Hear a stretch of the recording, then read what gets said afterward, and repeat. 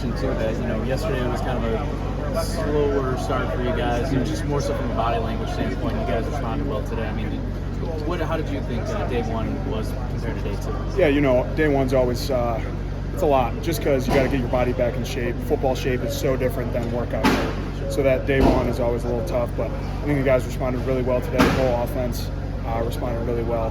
So now we'll just keep moving forward and keep pushing along. Especially for a guy like you too, on the road to recovery. Again, you had that bowl game, you had spring practices, but for you, how are you feeling? I feel great. Feel like this is the best I've felt in 4 years, so no complaints from me. Does this fall feel any different for you? Obviously, just being healthy, of course, but does it feel any different knowing that you're the guy there in the middle? Not really. I'm kind of approaching it like every other fall camp, kind of just looking forward to each and every day to get better and working with these guys and really shaping this offense up. Going off of that too, I think 23 sacks was what the Lions allowed last year. Again, I know you were mostly on the sidelines watching that, but again, whether it's watching the tape or just working with the guys, one-on-one, how are you guys hoping to make sure that doesn't happen this year? Yeah, obviously just protect our butts off and stay strong in the middle. Our quarterbacks don't really drop a whole lot, so we got to be strong in the middle, and our tackles get to run around the quarterback. So really just every day working together and passing off games. That was something that wasn't great last year. We got the job done, but that's something we're really looking to improve this year.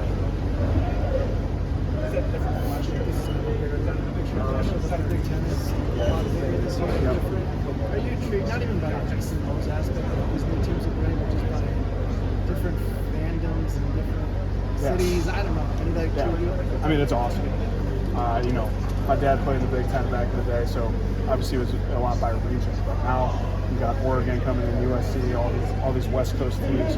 Really cool to be able to be in this conference nowadays. To get to go out and play at those different stadiums that we've never got to experience before. Seeing how their fans are, we're really excited for it. It's gonna be awesome. What kind of a coach is Casey Rabach? Oh, he's the best. I mean, he's a 12-year NFL vet as a center. So for a guy like me, it's incredible to have him on my side and working with him every day, picking his brain about all these little technique things.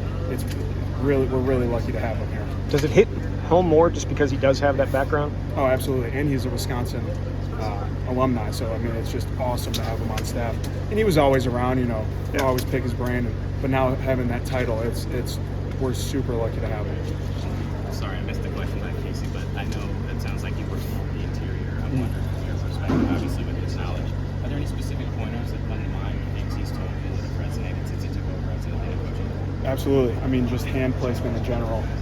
Something I've kind of always struggled with as a center, just because everything happens so fast. But having him kind of just picking his brain about how fast I got to get my hands and where I got to put them and refitting and all these different things with the hands. Having him there, really just watching me and all the centers is really cool to have. You got some good Chicago Catholic League representation out here. You got Marist, you got Providence with you got Mount Carmel. I'm sure I'm missing schools, but personally, again from home, what's it say about CCL coming over here to Wisconsin? Yeah, it's pretty awesome. I mean, in high school I knew it was an awesome league and always played really good talent every week.